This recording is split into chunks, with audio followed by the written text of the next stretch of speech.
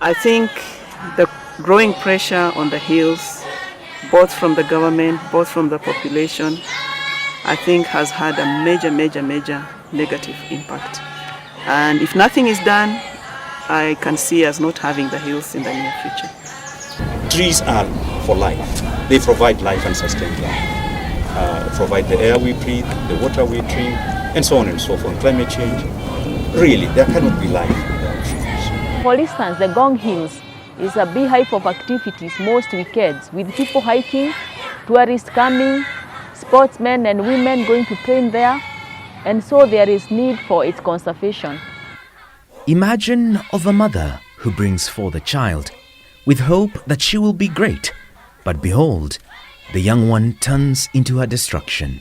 Imagine hills that gave birth to a city which later turns out to be a monster that swallows them. Located in the northern tip of Kajiado County and about 25 kilometers south of Nairobi City is the Ngong Hills Forest. Ngong Hills are part of the Great Rift Valley Escarpment and remains of a massive volcano formed from basalt lava deposition between 5 and 6.5 million years ago. Around 2 million years ago, it is thought that the volcano was dissected by faults, which caused its western slopes to drop into the rift. The hills got their name from the explorer Joseph Thomson, who camped at the foot of the hills, which locals called Enkongu Enchoro Emunyi, on his way to Uganda in 1884. Thomson was unable to correctly transcribe this, so he simply dubbed the site Ngong. The Maasai people revered the hills, known to them as Oldonyo Ololaiser, which means the mountain of the Laiser. Oldonyo Ololaiser were one of the mightiest clans of the Maasai, from which the famous Laibon Olonana or Lenana descended. According to a Maasai myth, the hills were formed when a giant who was moving from the North Kilimanjaro with his head in the clouds tripped and fell heavily to the ground, impressing the imprint of his knuckles into the earth. Another story claims that the hills were the bits of earth that were left under God's fingernails when he had finished creating the earth.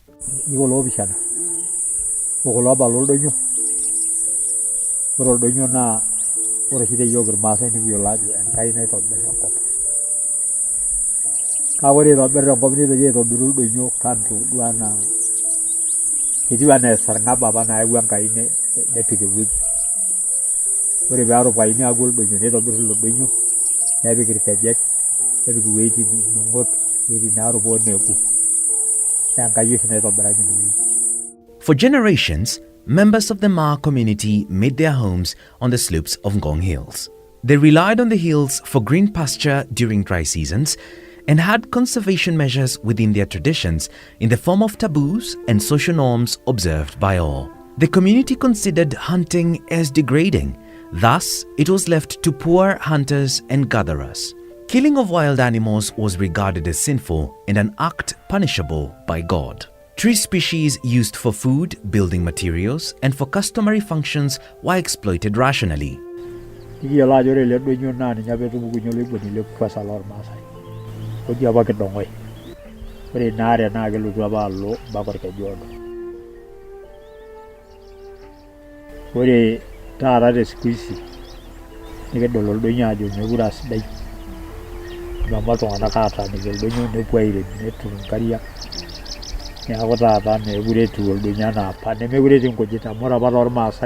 The Ngong Hills Forest covers an area of 3,077.6 hectares and it is managed by the Kenya Forest Services.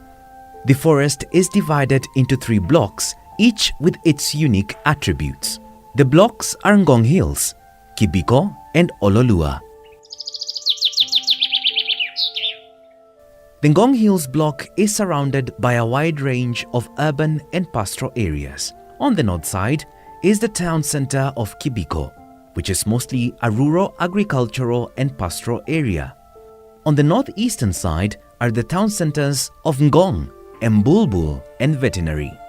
These are mostly urban centers characterized by numerous business holdings and residential housing units. On the eastern side are the town centers of Eno Matasiani, Kiserian, Ngoroi, and Ongata Rongai. On the southern side are the town centers of Oloseos, Olepolos, and Kimuka. On the western side are the town centers of Olosho Oibor, Saikeri, and Kimuka.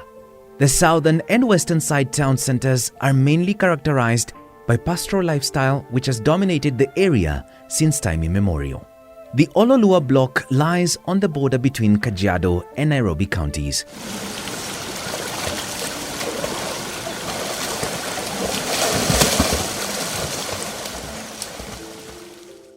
The town center of Karen is found on the northern side and Ngong town is found on the southwestern side. The Kibiko block lies on the western side of Kajiado County. It borders Thogoto Forest to the north in Kiambu County, while Kimuka town is found on the southwestern side of the block. These are rural agricultural and pastoral areas. Ngong Hills are home to wild animals and more than 300 plant species. It is an important habitat for endemic plant species and Palearctic migrant birds. 3 of the inhabitant plants are threatened according to the IUCN Red Listing category. 75 species of birds from 37 families have been recorded, with some of them listed by the IUCN as vulnerable and near threatened respectively. Among the terrestrial birds, 25 species recorded are forest dependent.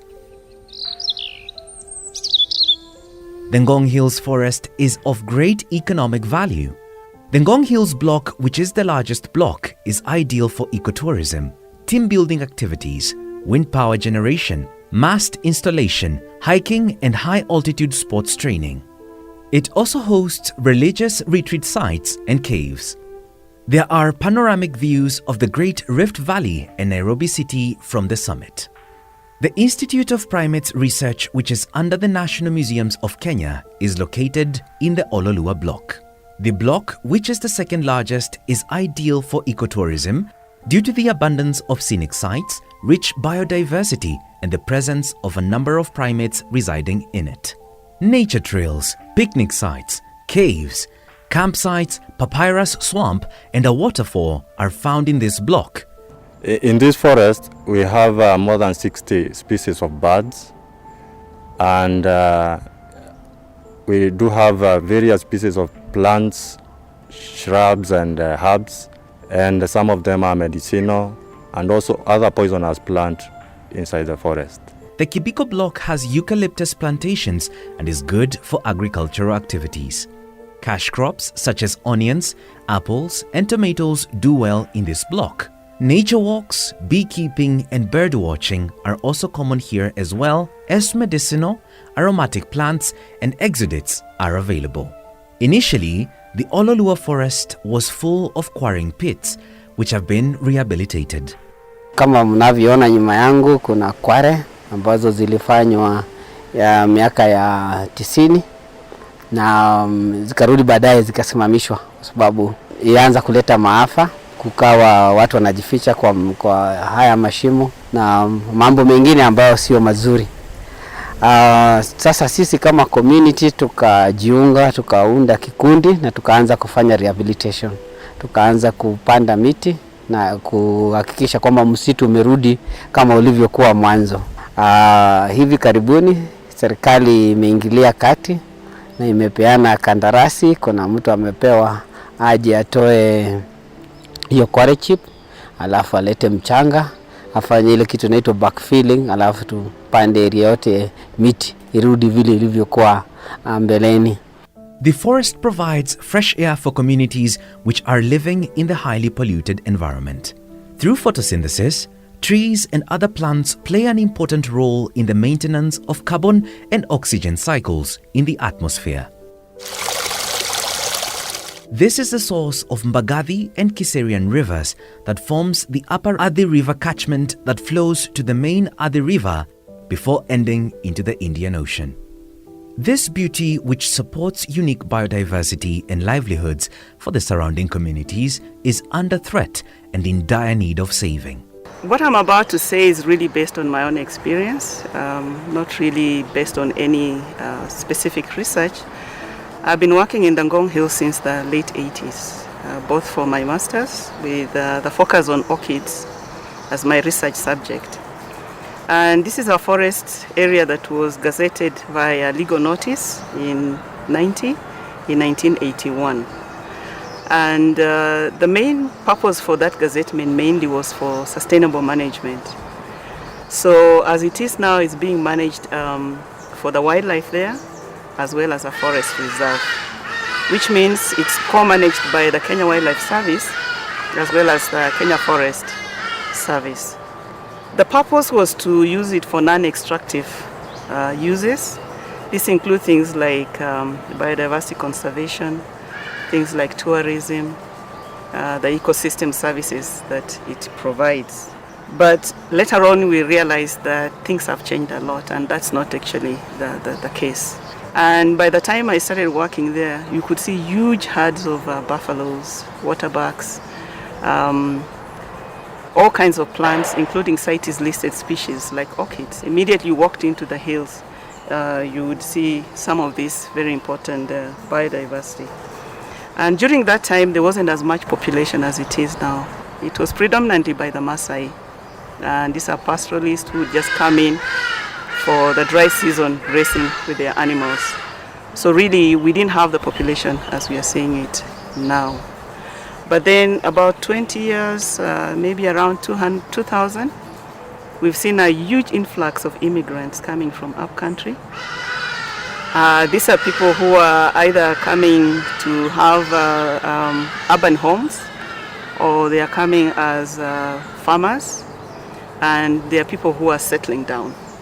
And this is all the way around the hills. And in a way, this has affected the way the Maasai are living. Some of them are now abandoning the pastoralism and settling down and starting to farm. So this has had a really major change in the whole ecosystem.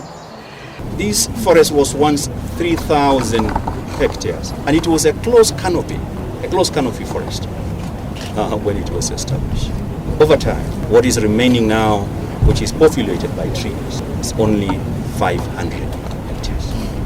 500 hectares. The rest is now bare land, degradation, human encroachment, and yet it is such a critical and vital water town. The waters that feed our towns, Kiserian, Ngong, the river, Embakasi River, and so on and so forth, emanate from here. And we look at those rivers now, they have actually been reduced to a trickle. As a result of population growth and urbanization, the Ngong Hills Forest is under massive pressure.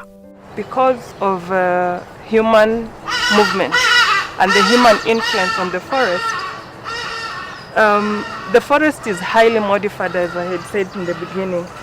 And it's interesting because the demography around Ngong town and Ngong area has really changed dramatically in the last 20 years, beginning with a household, an average household of about three people per household.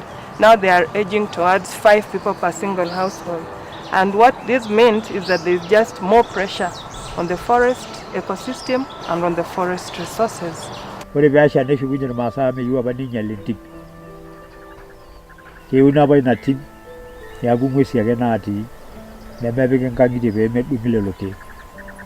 Despite the forest having been gazetted as a forest reserve more than 30 years ago, the ecosystem status continues to deteriorate.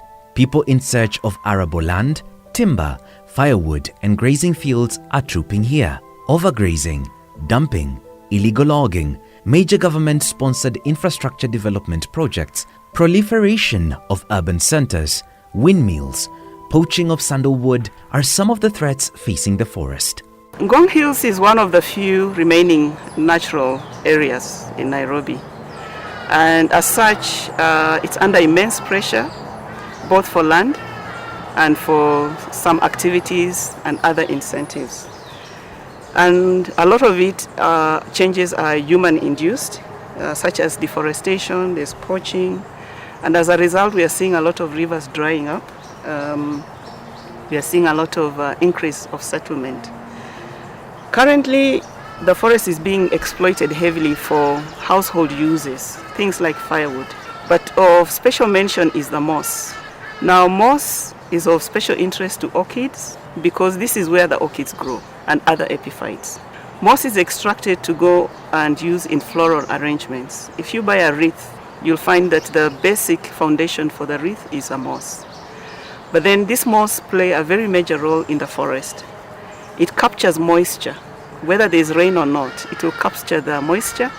And if you walk up where there's a tree with moss on it, you'll always find it's wet. And that is why it's so important for epiphytes and certain plants like the orchids. Over the years now, the trees are being stripped of moss, leaving them bare. And as a result, the epiphytes are also going with it. Encroachment is major, given that we have just Ngong town and other towns like Kiserian coming up. Bit by bit, the boundaries are being moved and there's more and more settlement, including even a slum area within the place. In our records, there are orchids that we recorded way back in the 80s. These are no longer available. Or if you find they are so rare, you have to really go out of your way to get them. If you look at the buffaloes or the mammals, they are now retreating to the south. You know, in the 80s, you'd walk up the hills and the buffaloes would be all over. The orchids would be all over. But you can see the development is starting on the north, going towards the south. The species are also retreating backwards towards the south. And then as they retreat to the south, they're entering into the boundaries with human beings, and there's a lot of conflict happening, especially with the big animals. The other big development that I've noticed is the government infrastructural development. Initially there were communication structures, aeroplane, radars and so on, but more recently we've seen an influx of windmills, we have roads, we have the SGR coming up. We have a lot of ecotourism activities coming up with lodges or small ecotourism hotels, which are introducing things like zip lining, a lot of picnicking, and as a result, you can see that there's a lot of littering, especially on the western side towards the Rift Valley. This movement of encroachment of migrants coming in has had a major impact on the whole ecosystem in total. Ziplining started last year, September 2017. It started ziplining September 2017. So now this activity really favors this place because of the adventure. Ziplining likes a place where there's gravity. It's something deals with gravity. So now it was suitable here because there's good slopes. Deforestation, soil erosion, encroachment, and animal-human conflict are a norm. This is a distress call, and something needs to be done as a matter of urgency. Despite the efforts of the Kenya Wildlife Service and the Kenya Forest Services in collaboration with other stakeholders to conserve the forests, more must be done. Attempts to stop the destruction of the forest have been made without much success. Some of the attempts were made as early as the year 1982. In 1982, there was a presidential tree planting exercise in the northern side of the hills. In 1984, the University of Nairobi was allocated 500 hectares on the southern side of the hills to rehabilitate the Kiserian River catchment area through reforestation. Since then, approximately 50 acres have been rehabilitated. In April of 2009, the Ngong Hills Forest received a gift from Kenya Airways, Coca-Cola, Rolls-Royce and KLM in collaboration, dubbed Plant a Future Initiative. The four companies agreed to plant 250,000 indigenous tree seedlings in degraded sites. These are some of the efforts made in the past or are still ongoing. The sad part is that most of the conservation initiatives were either abandoned altogether or done on a limited basis due to various constraints. On the other hand, KFS and KWS have been assisting the adjacent local communities to plant agroforestry species for their use. This is to relieve pressure on the forest resources. The communities have formed a community forest association called Ngong Hills Metro, which assists in conservation and rehabilitation of the forest. Ngong Hills can be key in the implementation of Sustainable Development Goals, Vision 2030, Convention on Biological Diversity, Global Forest Principles, the Convention on International Trade in Endangered Species of Wild Fauna and Flora, CITES, and the United Nations Framework Convention on Climate Change, UNFCCC. The three blocks comprising the Ngong Forest are different in biodiversity, economic values, and in flora and fauna interaction. More resources should be invested in creating and promoting awareness to make conservation of the ecosystem and responsibility of the wider community in utilizing the available resources wisely and creating a network to have a platform for sharing experiences, knowledge, challenges, and good practices to reduce conflict. This is to ensure that surrounding communities own the conservation and management measures put in place. Many people think of different things when the Ngong Hills Forest is mentioned. To some, it is a grazing field, a source of water and firewood. To the Ministry of Water, Sanitation and Irrigation, this is a source of rivers, springs, and underground water. To the Ministry of Agriculture, land surrounding the hill is arable. To Kenyan, it is a source of energy. To the Kenya Tourism Board, this is a wonder to behold and a tourist attraction site. To the Kenya Aviation Authority, this is a pillar in the aviation industry. To KEFRI, National Museums of Kenya, and other research institutions and researchers, it is a home to endemic, endangered, or CITES-listed species and an amazing field school to learn the wonders of nature. All agree that this is a gem that should be protected. The truth is that biodiversity is being lost and the ecosystem is on the verge of destruction. Springs are disappearing, species are becoming endangered or being wiped out. Destruction of the environment and poaching, which were once under control, are now rampant. Laws and policies meant to protect this ecosystem have not worked the way they should. This is despite the existence of acts and bills meant to ensure forests are conserved and properly managed. These include the Timber Act of 1972, the Forest Act of 2005, the Wildlife Conservation and Management Act of 2013, and the Forest Conservation Act of 2016, among others. There was an arrangement to have controlled grazing with the communities, under some management with the managers. But unfortunately, that's not the case. Now it's free for all. And you see, with overgrazing, species, especially the terrestrial species, are affected. We have orchids that are terrestrial, which have also started being affected. If you walk up the hills now, you find goats, sheep, cattle, and everything. The county government, the private sector, the national government, ministries and parastatals are struggling to stop the ongoing degradation without much to show. Many tree planting events have been held here. Many, almost every year. And you ask yourself, what happened to the trees that have been planted? Every year events by government, non-governmental organization, corporates have been planted here.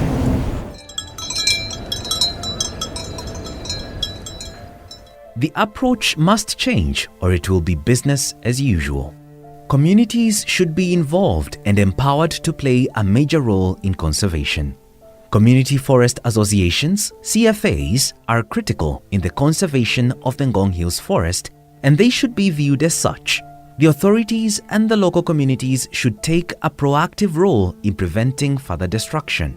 The members of the community are of the opinion that the levy collected from hiking activities should go to the Kajiado County government. A percentage of the money should be used to ring fence for conservation and for development in the various blocks. The county government of Kajiado should take an active role in removing pollutants emanating from industrial and domestic waste. Those who operate tree nurseries should be trained on nursery management and be provided with water tanks so that they can harvest water, enabling them to water their seedlings throughout the year. These entrepreneurs should be provided with seeds from their nurseries and markets for their seedlings. Challenge ni mingi sana, sababu hata hii miti tumeweka hapa, makaratasi hatupati kwa uzuri, imekosekana, hakuna mali ya kuuza hii miti. Pia hata maji tunanunua ghali sana, sababu hatujaweza kuleta maji hapa karibu na sisi. Kwa hivyo tuko na shida ya maji.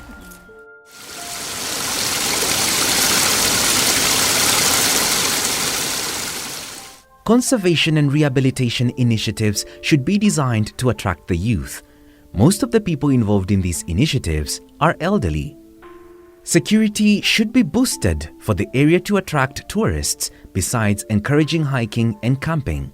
The community in Kibiko would like to construct a memorial monument for their hero who died in a plane crash which occurred in Kibiko Forest, the late Professor George Saitoti. Iko mahali Bwana Saitoti alikufia hapa karibu na sisi. Tungetaka kama tungepata wahifadhi watutengenezea hapo vizuri, watu wanakuja kuona hiyo mahali. The community around Ololua Block would like to practice apiculture due to the many bees in the forest, and beekeeping is environmentally friendly. Those living around Ngong Hills Block feel the need to construct curio shops at the base of the hiking track to provide a selling point for their craft. In the course of our research, we learned that the 3 blocks, that is the Ngong, the Kibiko and Ololua, the community surrounding those blocks have different ideas on how best they can conserve without being coerced. For instance, the Ngong Hills block, the community felt that they would request for curio shops where they can be selling their wares to the people who come to walk or to hike at Ngong Hills ecosystem. The people in Kibiko, they were interested in the forest conservation via nurseries establishment, which they use to rehabilitate that block, but they would also want it to be like a source of income. When they raise the seedlings, they want to sell to other people. That way, they are going to use the mulching that they collect from the forest to raise the nursery beds, and from the seedlings, they will get income. That way, they will see the need to conserve the forest and keep it intact. And the people on the Ororua side, which has been rehabilitated, having been quarrying activities having been undertaken, the vegetation has come up well, and the community felt that due to the vegetation regrowth, there are a variety of bees, and they were interested in the beekeeping activities. It is this know-how that we need to emphasize, that we need to build onto, that as policymakers and managers, that we work together hand in hand with communities. This can only come by awareness creation, public participation, and that way better results can be achieved. To have a win-win outcome, further research and monitoring of the ecosystem is necessary. The Ngong Hills ecosystem should be promoted as an important biodiversity hotspot and a destination for tourists. Sustainable ecological farming practices, rainwater harvesting, or wise utilization activities such as ecotourism should be promoted. Conservation policies and laws should be implemented besides encouraging the rehabilitation of degraded areas. Awareness campaigns on the importance and value of this ecosystem should be conducted. Without proper communication, education, and public awareness, policymakers and resource managers will be in conflict with communities. What we are trying to do is to create an avenue for communication and public awareness concerning Ngong Hills ecosystem. The Ngong Hills ecosystem is rich in terms of biodiversity, rich in socio-economic benefits, which benefit the surrounding communities. Our objective is to make sure that these people conserve the 3 blocks of Ngong Hills ecosystem. Public awareness, public education is so critical, so central to any meaningful and effective conservation effort. Whether you are talking about forest, you are talking about environment generally, you are talking about wildlife, you are talking about climate change, and so on and so forth. The public must know, must be made aware of the importance of preserving, conserving, and promoting the protection of that asset. They must know the consequences of not protecting our environment, our biodiversity. The public-private partnership should be strengthened for conservation, forest rehabilitation, and participatory management of the ecosystem to succeed. For decades, things have not worked as expected. A time has come when nothing apart from sustainable utilization is an option. Based on our biodiversity research and audit, we found that we've lost a lot of forest. Now you can see patches, forests which were initially very dense and you'd actually get lost in them. Now they've been opened up and you can find that the mature trees are no longer there. You find that now you find mainly saplings and seedlings. And then we have a lot of invasive now taking over the original forest space. And then you find also grassland taking up a lot of the initially the forest area. Our expectation is that the government will put into consideration our recommendation. For instance, most of the local community, through this communication, education and awareness, they expressed where they need help most. The 3 blocks expressed what they would want to see, what they would want assisted to do, that while they conserve, they want to benefit. We would highly recommend that the government listens to the community, and it does listen, but the community should be facilitated to implement their ideas. While the reports will be useful to the government and to the managers in the review of the policies, all for the benefit of this important ecosystem.